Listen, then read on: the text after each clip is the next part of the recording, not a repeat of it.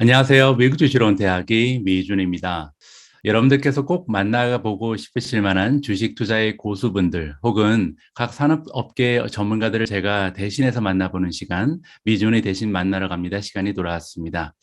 오늘 모신 게스트분은요, 미대만 시리즈 최초로 같은 분께서 두 번째 출연을 해주셨는데요. 그만큼 첫 번째 출연 반응이 굉장히 좋았다는 반증이 되겠죠.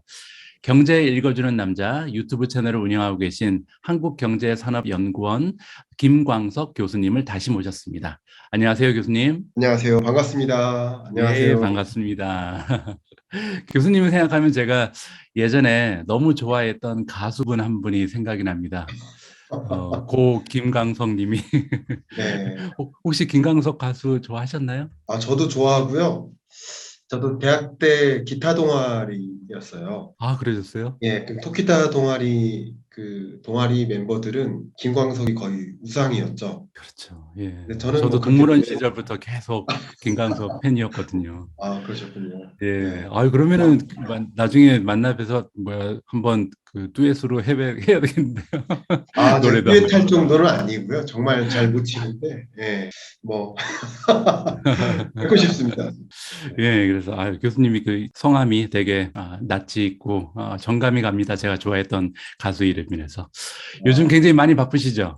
진짜 요즘 정말 많이 바쁩니다. 바쁘게 살고 있습니다. 이코노미스트 분들의 시대가 도래한 것 같아요. 그래서 대한민국의 국민들이 요즘처럼 경제에 관심을 많이 가진 적이 있었나 싶을 정도인데요. 제가 이런 생각이 들더라고요. 지금 한양대학교에서 겸임 교수직을 맡고 계시잖아요. 그래서 네네. 앞으로 대학교에 경제학과 인기가 엄청나게 올라가겠다 이런 생각까지 해봤습니다. 제가 우리 학교 학생들 성적을 오늘 마지막으로 모든 걸 기입을 끝냈거든요. 네. 아, 그리고 또 성적 잘 주기로 그러세요? 인기가 그래서 많죠. 좋아하시는 게 아닐까. 그런 생각이 듭니다. 예. 그러니까 뭐 대학 다닐 때도 그렇고 보통 이제 경제 그러면 굉장히 어렵게 느껴지는데 이게 주식 투자를 하다 보니까 어쩔 네. 수 없이 관심이 가잖아요. 그러니까 굉장히 맞습니다. 재미있게 느껴지더라고요. 네. 어쨌든 이제 김광석 교수님 같은 경제 전문가들의 주가가 요즘에 미국 주식 주가보다 훨씬 더 높은 것 같습니다. 바쁘신 와중에 미준 다시 출연해 주셔서 고맙습니다. 초대해 주셔서 너무 감사합니다. 이번에 긴축의 시대라는 책을 새롭게 출간하셨거든요. 이 책을 네. 집필하는데도 시간이 엄청 많이 소요되셨을 텐데, 근데 또 네. 그 시기적으로 딱 맞아떨어지더라고요. 그래서 긴축이 본격화되자마자 책이 딱 나온 걸 봐서는 이번에 네. 예측을 아주 제대로 하신 것 같습니다. 책 네. 제목을 긴축의 시대라고 지으신 배경을 좀 설명해 주실 수 있을까요?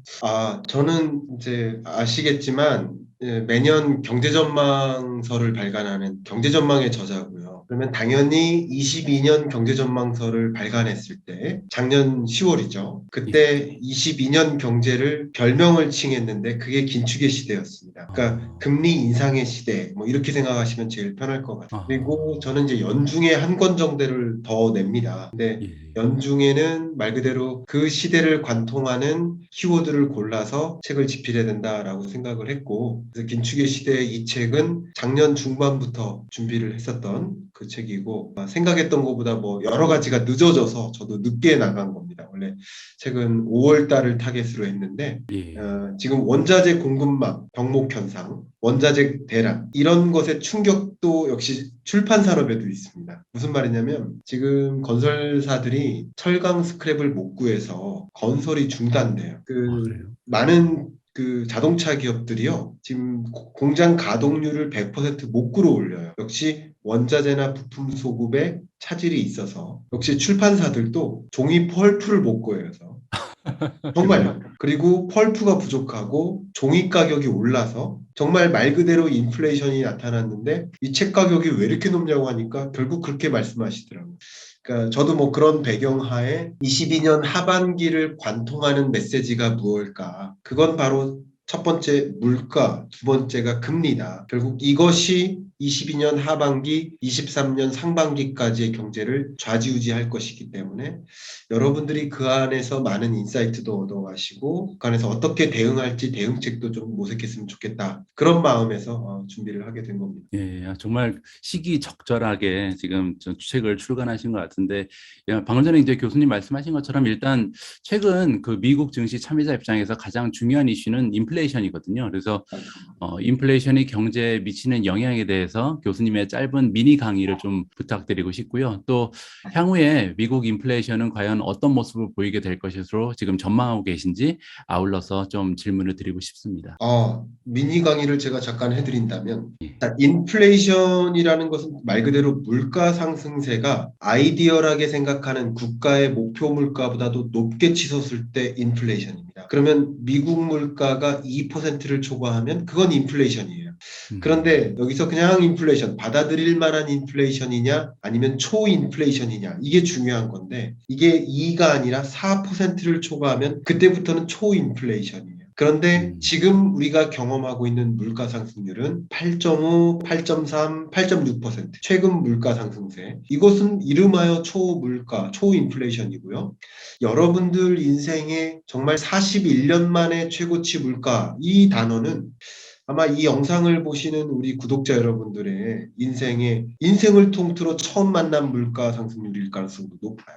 대표님이나 저는 40세가 막 그래 보이시지만 우리 어렸을 때 경험한 물가일지 모르지만 만 41세가 안 되는 그런 분들, 그런 구독자 여러분들의 인생에는 정말 처음 만날 이만큼 그만큼 초인플레이션이다, 이렇게 볼 수 있겠습니다.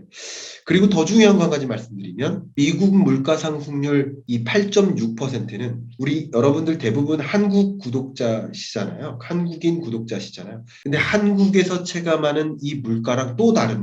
선진국들은 보통 저성장, 저물가, 저금리, 이게 통칭적인 그런 모습이고요. 예. 신흥국들은 고성장, 고물가, 고금리의 성격을 띠고 있어요. 예를 들면 중국이나 그 밖에 신흥국들의 그 목표 안정 물가가 3.5%, 4% 정도 되는 나라들이 많습니다.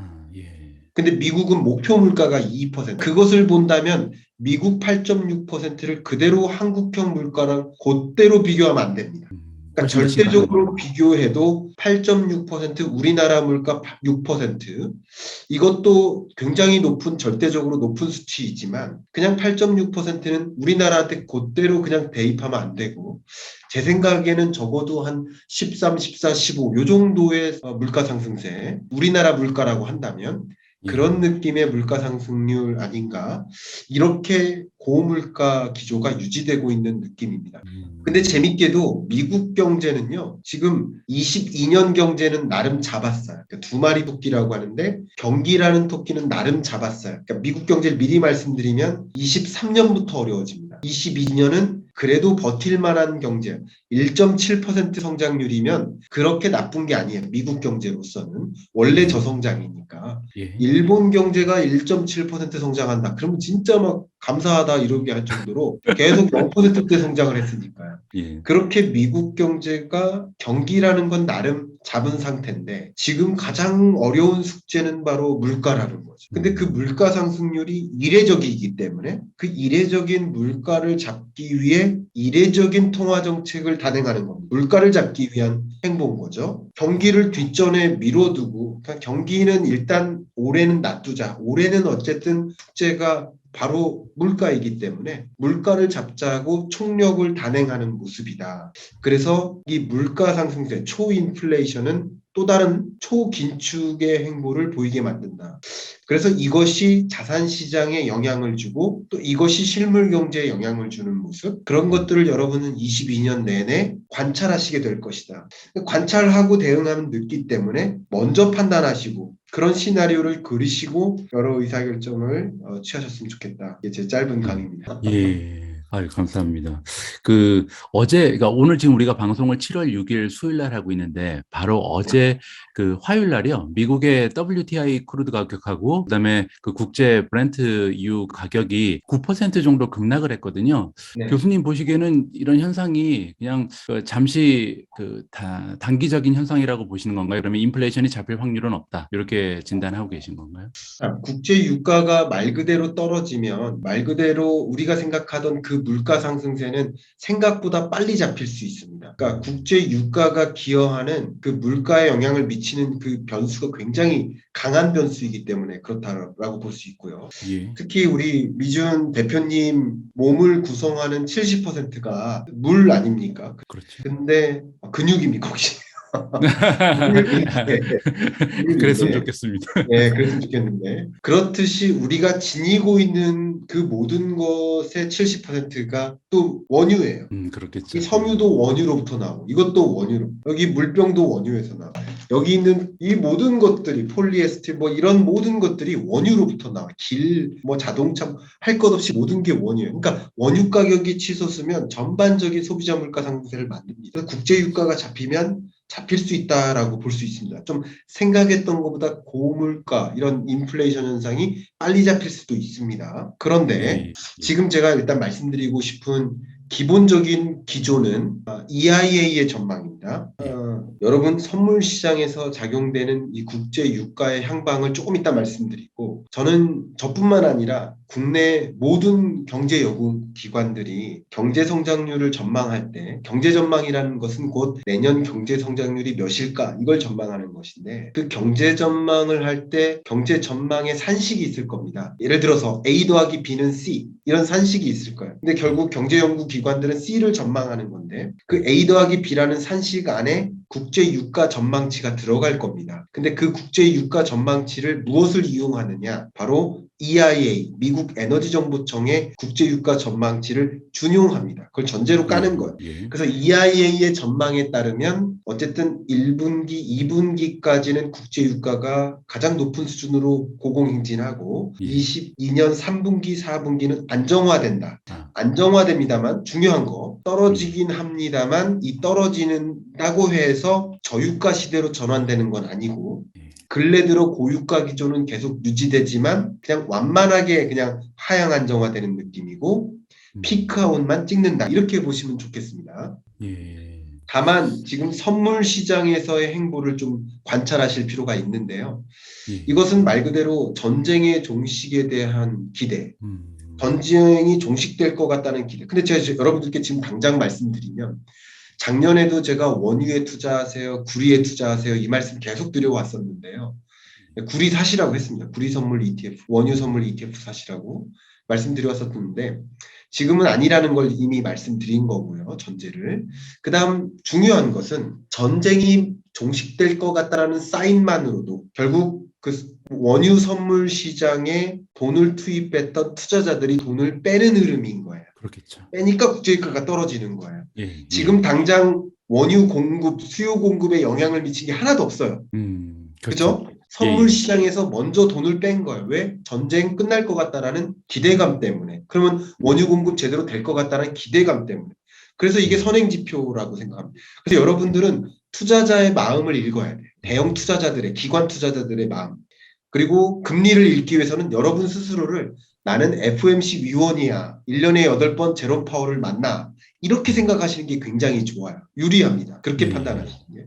그래서 제가 예, 의견을 드리면 지금은 전쟁이 종식될 것 같다라는 기대감으로도 이렇게 떨어졌는데요. 기대감만으로도 떨어질 수 있다라는 것을 사실 제가 지난주에 다른 채널에서 촬영을 했었는데 오늘 그 예. 영상이 나가서 또 예. 댓글이 좋더라고요. 그 기대감만으로도 그런 거예요. 근데 실제 전쟁이 종식이 안 될 것 같아. 될 것 같아. 이러니까 왔다 갔다 할 수도 있죠. 그러니까 이런 기점에는 저는 그렇게 막 그 불확실성을 안고 투자라고 권해드리진 않습니다. 예. 그런데 전쟁의 종식의 사인이 던져질 때, 종식 선언, 휴전 음, 선언, 이런 것들이 있으면 정말 대대적으로 원유 선물 시장에서 돈을 뺍니다. 그것을 읽으셔야 되는 예를 들면요. 예. 2020년 2분기에도요. 가만히 생각해 보면 원유 선물 시장에서 국제 유가가 마이너스 37달러를 찍은 적이 있어요. 그것은 팬데믹 위기 때문에 원유 수요가 급감할 거야. 이렇게 판단했던 거예요. 근데 예. 실제 급감하기도 전에 국제 유가가 여러분 생각해 보세요. 마이너스 37달러를 찍은 게 말이 되네. 근데 그 투자 심리가 그렇게 만든 거죠. 그렇죠. 그런 것처럼 지금 당장 수급에 영향을 미치진 않지만 전쟁이 종식될 거야. 혹은 전쟁이 종식되면 말 그대로 원유 선물 시장이나 원자재에 투자했던 그 투자자들이 돈을 마구 뺍니다. 엄청나게 빠른 속도로 뺄 겁니다. 예. 그렇게 빼면 조정 국면이 있는데 대략 한 일주일 정도 거칠 겁니다. 그러면 그때부터 여러분 시나리오를 그려보세요. 그때부터 어떤 정보들이 또 시중에 돌까요? 전쟁의 복구, 전쟁 복구가 키워드가 될 겁니다. 예. 지금 우크라이나 경작지가 35에서 40% 정도 훼손된 상태거든요. 예. 경작지만, 농업용 경작지만. 예. 근데 건물 파괴된 거 뭐 이런 거 생각해 보세요. 이런 걸 복구하는 과정에서는 엄청난 원자재가 또 블랙홀처럼 빨아들일 거예요. 그렇겠네요. 예. 예. 제가 왜 이 말씀 드리냐면, 똑같은 일은 아니지만, 원자재 슈퍼사이클이 왔었던 근래 경제 역사가 2001년부터 15년 동안에 있었습니다. 그게 중국의 WTO 가입이에요. 그래서 갑자기 세계의 공장으로 등장하고, 예. 이 중국뿐만 아니라 브릭스, 신흥국들이, 대형 신흥국들이 등장하면서 예. 이 신흥국들이 고도 성장기를 맞아요. 중국은 뭐 14%를 찍었으니까요. 예. 그런 성장률을 보일 때 정말 철, 원유, 구리, 심지어 커피나 콩과 같은 기후식품까지 빨아들입니다. 중산층이 커지니까. 예. 그게 이름하여 원자재 슈퍼사이클이에요. 제가 그걸 판단할 만한 근거는 없다고 생각합니다. 아직까지는. 그런 구조적 변화는 사후적으로 알 수 있는 일이죠, 사실. 지금 예. 제가 그걸 예단할 수는 없어요. 그러나 어쨌든 전쟁의 종식의 사인이 있게 되면 일시적인 급락이 있고 급락기를 거치고 나면 분명히 복구를 위한 사인들이 또 돌기 때문에 전쟁 종식되면 복구할 일만 남은 거잖아요. 그러다 보면 또 원자재 수요가 또 폭발적으로 늘어나겠네. 그쪽을 중심으로. 그러면서 또 원자재 가격이 다시 폭등하는 일이 있을 수 있습니다. 그런 시나리오를 좀 전쟁의 종식과 함께 그런 시나리오를 그리시면서 투자하시면 어떨까 하는 제 생각을 가지고 있습니다. 예. 인플레이션 관련해서 깔끔하게 정리가 되는 것 같네요. 그래서 지금 인플레이션 쪽에 가장 중요한 건 역시 유가다. 그러니까 유가가 어느 방향으로 가냐에 따라서 인플레이션의 향방이 지금 갈리게 되고, 방금 전에 말씀하신 것처럼 유가는 사실 선물 시장이기 때문에 현물보다 앞서 나갈 수밖에 없다. 그래서 현물은 지금 사실 뭐 재고도 굉장히 바닥에 있다고 하고 아직 변화가 없는데, 그런데 어제 이제 9% 정도 이 선물 시장이 내려간 거는 방금 전에 말씀하신 전쟁 종식에 대한 기대라든지 이런 것 때문에 이제 먼저 움직이는 거잖아요. 그래서 그렇게 되면 인플레이션은 사실 전쟁하고 밀접하게 관련이 있다라고 보는 게 맞겠네요. 예, 맞습니다. 일단은 국제 유가가 어쨌든 고점을 찍고 떨어진다는 얘기는 그러면 이제 고유가 시대가 유지된다 하더라도 22년 하반기에 인플레이션 시대는 맞아요, 여전히. 그러나 피크아웃은 찍을 가능성이 높다라고 보시면 좋겠고요. 예. 다만 우리가 지금 그 성적표, 물가 성적표를 받아든 건 지금 7월 달이지만 6월 달 물가 상승률이 아니라 5월 달 물가 상승률이. 어제 발표된 우리나라 물가 상승률은 6월 달 물가 상승률을 받은 거고요. 그렇죠. 우리나라는 매월 첫 번째 화요일 날 발표를 합니다. 예. 소비자 물가 상승률을. 예. 동향조사 결과를 발표하는 거죠. 그런 것처럼 미국도 역시 발표를 하는데 미국 다음 주 물가 상승률, CPI 물가 상승률 그것을 발표하는 그 발표치는 7월 달이 아니고 6월 달이라는 거죠. 근데 이 7월 달까지는 어쨌든 고물가 기조가 나오니까 그러면 8월 달에 발표될 미국 CPI를 그냥 감히 전망을 한다면 더 높을 가능성이 있어요. 그러니까 어떻게 보면 시나리오를 그리면 피크아웃은 6, 7, 8월 물가 상승률. 이 정도가 피크아웃일 가능성이 높다 말씀드리고 그럼 6, 7, 8월 물가 상승률 이 중에 하나가 피크아웃이라고 한다면 그 값은 결국 8월 아니면 9월에 받는다. 피크아웃을 찍었다라는 그런 기대 심리. 그러면 그때는 기대 인플레이션율이라는 이 지표마저 떨어집니다. 그렇겠죠. 그러면 여러분 생각하실 때 긴축적 행보를 좀 주춤할 필요가 있겠네 라는 판단을 할 수가 있습니다. 예. 그때는 굉장히 좋은 주식시장의 신호라고 생각하셨습니다. 예. 만약에 전쟁의 종식이 같이 마중물 역할을 한다면 굉장히 빠른 속도로 예상했던 것보다 빠른 속도로 가격이 조정될 수 있고요. 예, 예. 그러나 전쟁의 종식이 없다라고 가정하면 방금 말씀드렸던 그런 시나리오로 전개될 가능성이 높지 않을까 이렇게 판단합니다. 예. 우리가 이제 그 인플레이션에 대해서 이렇게 관심을 갖는 이유는 사실 인플레이션 자체보다는 이제 인플레이션의 이제 후속타로 기준금리가 움직이기 때문인 것 같은데요. 이 최근에 이제 연준이 굉장히 태도가 많이 달라진 것 같습니다. 그 지난달 미팅에서 0.75% 올린 다음에 지난주에는 제가 그 영상을 하나 그 미준 채널에 공유를 했는데 그 유럽 중앙은행 포럼에 그 파월이 등장을 했는데 파월 의장이 막 이런 식으로 얘기하더라고요. 정말 기필코 잡을 거다. 인플레이션 내가 반드시 잡을 테니까 걱정하지 말라. 뭐 리세션이 중요한 게 아니다. 지금 인플레이션이 중요하다. 이렇게 얘기하더라고요. 그래서 정말 이러다가 리세션 들어갈 확률이 너무나 높아지겠다라고 생각을 했는데 어제 네. 또 하필이면 미국 국채금리의 장단기 금리 역전 현상이 또 일어났습니다. 그래서 네. 리세션 확률이 정말 높아지겠구나 이런 생각이 들게 되는데요. 교수님은 네. 향후 미국 경제 전망 어떻게 보시나요? 아까 잠깐 2023년 얘기하셨는데 네. 결국 리세션에 가는 건가요? 예, 리세션이라는 단어에 부합한 모습이 나타날 것 같습니다. 그것은 이제 항상 경제가 순환한다라고 보시면 여러분 이제 경제 공부하는 거 이제 좋아하시잖아요. 생각해 보시면 20년 충격이었죠. 그거 제자리로 돌려놓으려고 제로금리 도입하고 유동성 1200억 달러씩 공급했었죠. 예, 근데 그 이후에 회복이 나름 됐습니다. 실제 그죠? 예, 21년. 예, 회복이 되다가 전쟁이 또 마중물 역할을 하면서 이제 경기는 제대로 가고 있었는데 물가 충격을 받은 거죠.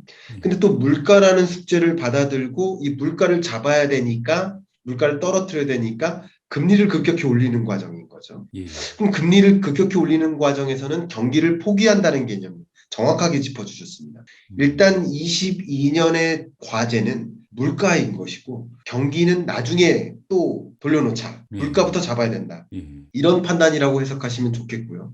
그렇기 때문에 미국 경제가 뭐 지난달 FOMC의 전망은 1.7%였는데요. 올해도 예, 1.7, 내년도 1.7, 1.7 정도면 나름 괜찮아요. 미국 경제가. 예, 근데 어쩌면 나름 괜찮다고 판단하니까 빅스텝, 자이언트 스텝을 할 수 있는 거예요. 그렇겠죠. 신흥 개도국들은 아예 못합니다. 왜냐하면 미국이 빅스텝, 자이언트 스텝 할 때 우리도 같이 하고 싶지만 예, 지금 신흥국 경제는 전혀 회복되지 않았는데 이참에 긴축 행보를 그렇게 보였다가는 경기가 꼬꾸라지니까 음, 다 놓치는 거죠. 물가도 예, 놓치고 경기도 놓치고 예, 두 마리 토끼를. 예, 근데 미국은 나름 경기라는 토끼를 잡은 거예요. 올해는. 그러니까 물가만 잡자고 저기까지 달려가는 거예요. 얘 끌어안고 있으니까.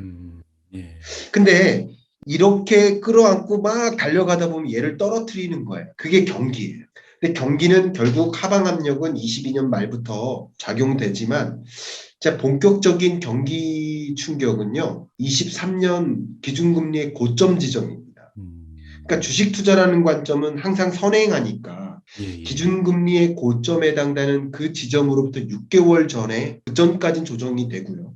그래서 제가 예, 솔직히 말씀드리면 22년 하반기까지는 그렇게 주식시장이 좋을 수는 없겠다라고 생각을 하고 있습니다. 예, 그래서 작년 전망에도 작년에 22년 전망서를 냈을 때도 현금 보유 비중을 늘리세요. 주식 보유 비중을 좀 줄여주세요. 라고 말씀드렸던 게 제 의견을 말씀드렸던 게 그런 거고요. 예, 그런 관점에서 이제 경기 충격이 또 야기되기 때문에 지금 역전 현상이라든가 OECD 선행 지수도 100 밑으로 떨어졌습니다. 이런 것들을 보면 경기 침체가 이제 드리워지는 거예요. 우리나라는 22년 하반기에 경기 침체가 오고요. 예, 미국 경제는 23년에 옵니다. 조금 늦어요. 음, 그만큼 잘 만들어놨어요. 미국 경제는. 탄탄하게. 음, 예, 그렇기 때문에 이게 금리의 역습이라고 하죠. 결국 음, 금리 가지고 경기 부양시켰는데 예, 근데 금리 아니면 경기 부양 효과가 떨어지는 거죠. 이런 것들이 자기되고 여러분께 좀 강조하고 싶은 표현은 스티커 샥입니다. 스티커 샥. 그러니까 스티커 스티커 샥이요? 샥이 미국식 표현인데 예, 이 스티커가 여기에 라벨이에요. 가격표. 예, 가격표를 스티커로 붙이잖아요. 예, 슈퍼마켓 가면. 예, 근데 이 스티커, 이 가격 표시된 걸 보고 놀라는 거예요. 소비자들이. 놀라서 장 보러 갔거나 스마트폰 사러 갔거나 자동차 사러 갔는데 그 예, 가격을 보고 놀라서 구매를 안 해요. 음, 그 물가가 주는 효과예요. 첫 번째. 예. 두 번째, 더군다나 금리마저 올라가니까 저축 심리가 강해지죠. 그렇겠죠. 저축 심리 강하면 현재 소비를 줄이겠다는 뜻이잖아요. 예. 미래 소비를 위해서. 예. 그러니까 소비가 또 위축되죠. 두 번째. 세 번째, 변동금리 대출자들이 금리가 올라가니까 이자 상환 부담이 커지죠. 예. 그럼 소득에서 절대 비중을 이자 상환하는 데 쓰니까 그럼 그만큼 소비 여력이 줄어드는 거예요. 그렇죠. 예. 이걸 이제 그렇군요. 평균 소비 성향 뭐 이런 표현을 쓰는데요. 예. 평균 소비 성향이 급격히 떨어집니다. 근데 미국 경제, 미국 GDP에서 70% 기여가 소비죠. 바로 소비인데 예. 소비가 위축되니까 그럼 기업들은 어떻게 할까요? 돈을 소비 못 안 될 것 벌겠죠. 같아 하니까 투자를 또 위축시켜요. 예. 신규 투자를 안 해요. 그러니까 이게 경기 침체를 맞이하는 경로예요. 이런 것들이. 이런 것들을 만나게 되기 때문에 예. 주가가 반등한다 하더라도 굉장히 뚜렷한, 그러니까 20년에 경험했던 그런 드라마틱한 그런 반등, 그걸 기대하기는 좀 어려울 수도 있다. 저는 22년 말쯤에는 주식을 적극적으로 담아야 된다고 생각을 합니다만, 예. 근데 20년부터 22년 상반기까지는 실적이 그렇게 좋지 않았단 말이에요. 실적이 그렇게 좋지 않았는데 주가가 좋았단 말이에요. 유동성의 힘이죠. 예. 근데 22년 하반기부터는 실적도 안 좋아집니다. 실적이 안 좋아집니다. 이런 면에서 실물 경제 충격. 그것은 23년에 오기 때문에 주가가 반등한다 하더라도 정말 드라마틱하게 20년의 경험을 다시 복귀하는 그런 시나리오는 좀 어렵지 않을까 하는 그런 저 개인적인 생각을 하고 있습니다. 예. 그럼 지금 말씀하신 거를 좀 종합을 해보면 결국 금리가 가장 그 정점에 갈 때 터미널 레이시라고 그러죠. 이게 고점에 갔을 때가 결국은 주식이 가장 바닥을 찍을 시점이 될 거고 그때부터 이제 반등을 시작할 것으로 기대를 하고 계신데 기준금리의 고점은 올해보다는 내년에 올 가능성이 높다라고 전망을 하시는 거네요. 네. 기준금리 고점은 어느 정도로 보세요? 몇 %까지 올라갈 수 있을까요? 기준금리가?